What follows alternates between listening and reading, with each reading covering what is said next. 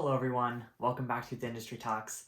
Today we have Conor Fagan. He is a 13-year-old professional actor who has been doing it professionally since 2019 and acting in theater and things like that for about 5 years. He is signed with Take 3 Talent and he takes lessons at the Prep in New Jersey, which is actually where we met. We met on a virtual class with one of our fellow instructors. It was amazing to work with him and all of the other actors, and I asked him to be a part of this and he said yes, so here it is. Hello, everyone. Welcome back to The Industry Talks. Today we have Conor. Here he is. Tell us a little bit about yourself. Hi, my name is Conor Fagan. I'm 13 years old. I'm a singer, actor, and voiceover artist, and I have a 15-year-old dog named Pixie, and I was born on the last day of the year. Yeah. I didn't. Okay. Interesting. So my first question, ask everyone this first question. It's kind of annoying. I also hate when people ask me it, but I'm still gonna ask you anyway. What made you want to become an actor, and what made you make the decision that you wanted to do it professionally as like a career? Well, I mean, at first I was like, my sister did acting before me, actually, even though she's younger than me. And I was looking at her doing it and I was like, wow, that looks really fun. And then Miss Jessie Clayton at the Prep, she also said, Conor, your sister's doing it and you're probably going to be good at it. So why don't you do it too? And so I started doing it. And then eventually it was really fun. And so I was like, this would actually be a really nice career to have. Yeah, I feel like that happens for a lot of people. Either they know someone who's doing it, or the other half of people I know, everyone starts in theater. For some reason, I feel like everybody I know starts in some sort of theater That world. was They go into that it. was sort of me. Like I did theater, but I didn't do like, on camera TV commercial stuff. Right. And then I started doing that after. Like when people say professional, I'm like, town theater or like that type of stuff. I don't know the difference. Right. So how long have you been acting in general, and how long have you been auditioning professionally? So I think I've been doing like theater acting for like 5 years maybe. I mean, I've been doing it for a while. Like I started doing school shows and stuff, but on camera acting, like auditions and stuff like that, I think I've been doing that for since 2019. So that'll be 2 years. Yeah. Here's okay. That's when I started too. And I think it's a weird time to start because 2019 was like, once you start auditioning professionally, like you're getting used to in person, you're getting used to like, how the business actually worked. And then all of a sudden the pandemic hit and it was like, stopped everything. So Yeah. I always tell people, I'm like, most of my industry experience has been COVID. So like basically it's everything's just on my laptop. Yeah.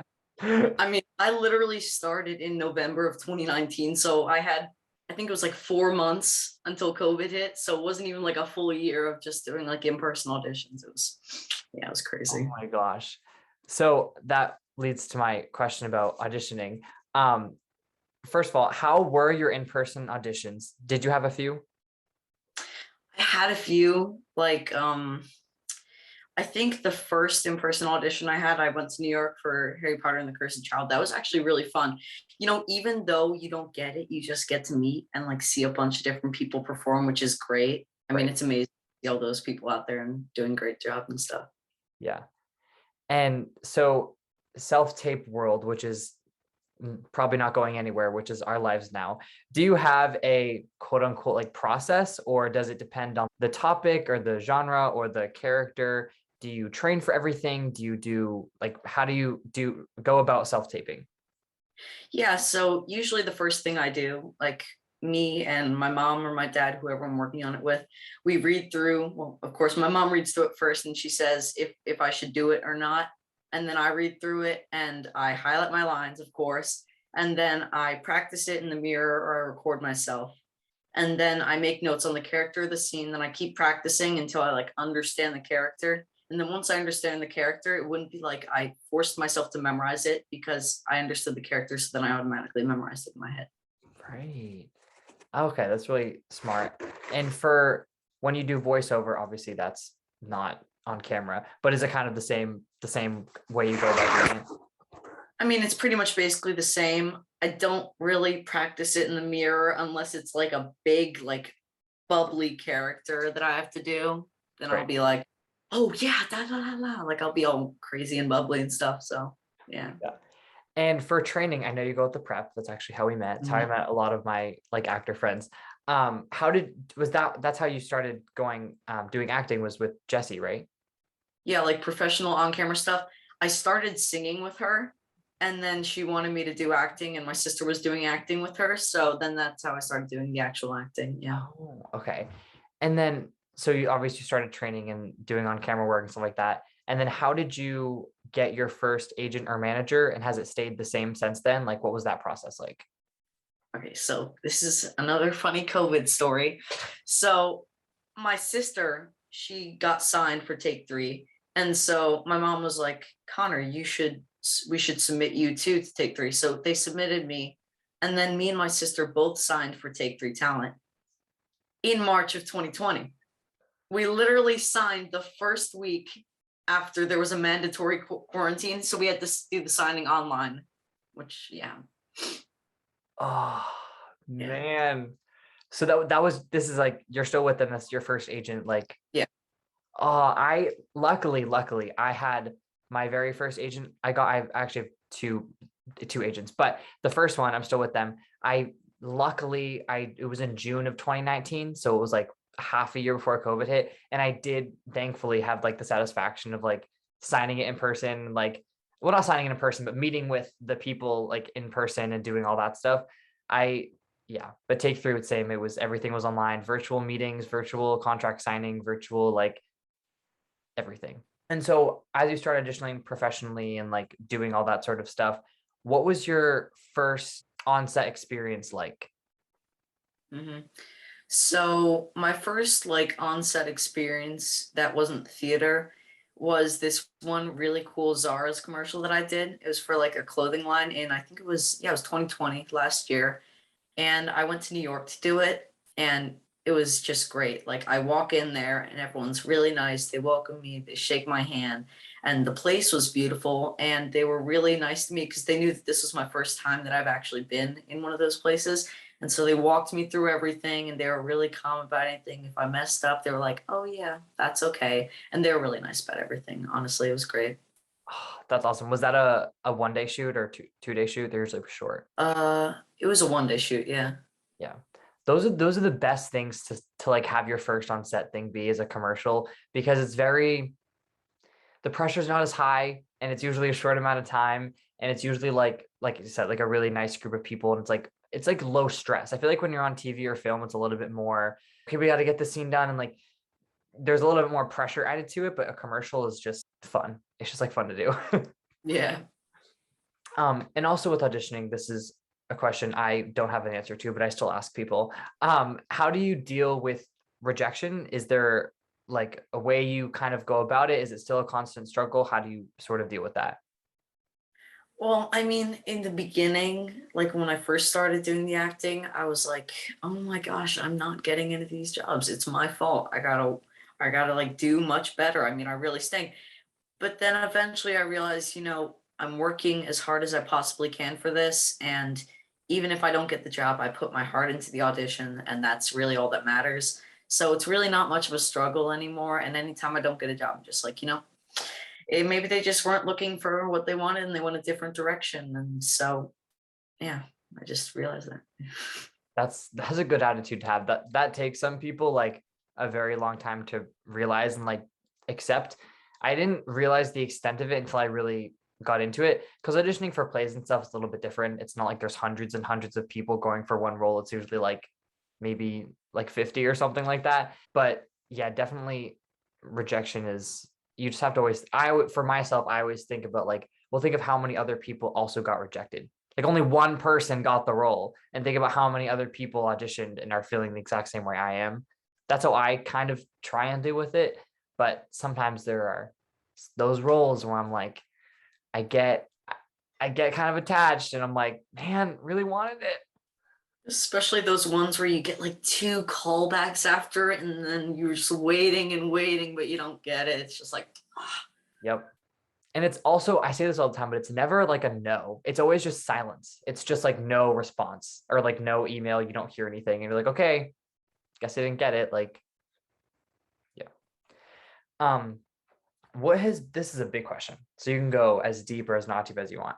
But so far in your like 2-ish years of working professionally, what has been the biggest thing you've learned?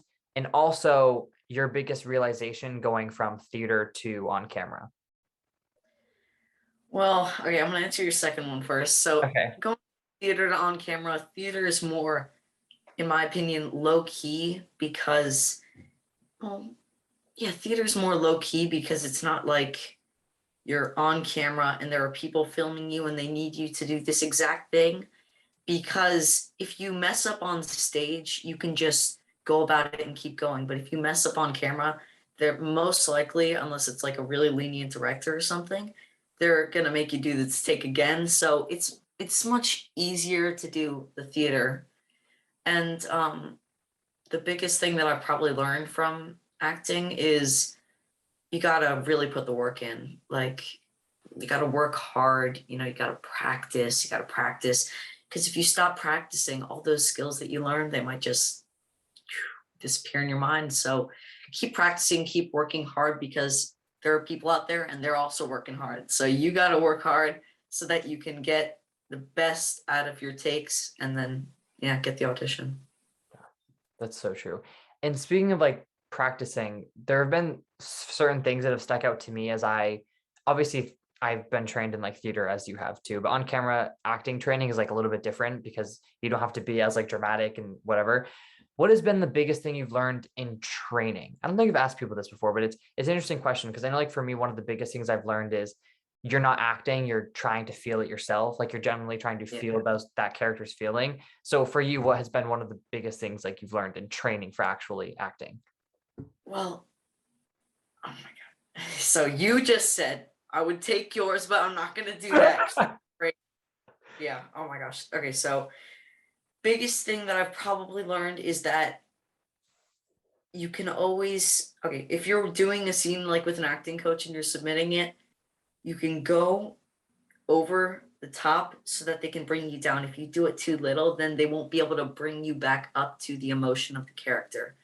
And if you can't get to the emotion of the character, then you won't have a feel for the scene, and the people who are watching it won't have a feel for the scene, which is why you gotta get to that feeling. Yeah.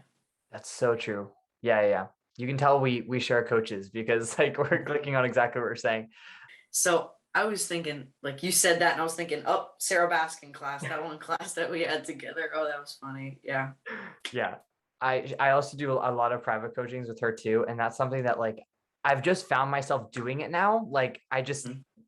find it like I genuinely feel what the character's feeling, especially with like those I audition for a lot of like darker things, which is also what I'm interested in. And so those I really like. I find myself like stop like ending the take and being like, oh, I feel really down. Like that wasn't acting. Like I genuinely felt what was going on. But what you said too about starting it like over the top and bringing down, that's so true because also starting over the top can take you out of your comfort zone a little bit, and then you can Mhm. like bring it down from there. That's so true. Yeah. Yeah. And my question, keeping in the spirit of youth industry talks, what, if any, issues or problems have you seen in the industry that you hope we as a generation can grow up and fix when we grow older? To be honest, I haven't been in the industry for that long. 2 years isn't that long to be in the industry, in my opinion. But honestly, I haven't seen that many big issues. I mean, I'd love to get back to in person, auditions where they can actually see your emotion because everything that you do on camera, it doesn't capture everything that you could do when you're in person. I mean, that's not an issue. It's just personal preference. Yeah. Well, that's good you haven't seen issues. I mean, I haven't really like firsthand either, which is good. It means you have a good team and you have good people surrounding you. Yeah, that's very true. And also, like, I feel a lot of the times I've done a lot of indie and short films, and I feel like a lot of the times people have bad experiences on those because you're not necessarily sure what you're getting into. And luckily, I haven't had those experiences, but I've heard like, I don't want to say horror stories, but bad experiences on like indie films or short film sets or non-union sets because there's no like SAG after person there, like making sure everyone's doing everything correctly. So that's good that we haven't had bad experience. Oh, my last thing, words of advice to young aspiring actors or people who are already in the industry, just advice in general.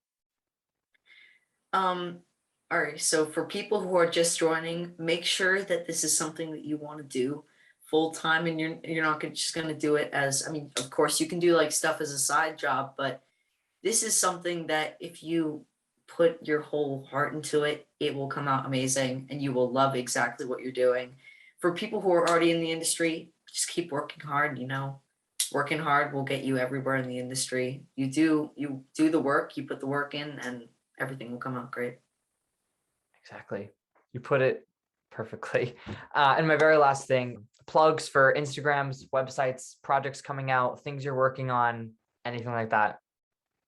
All right, so I have stuff in the works. I can't talk about it, but it's great. And, good luck with you and everything. Honestly, I mean, oh, also, I was about to say something funny.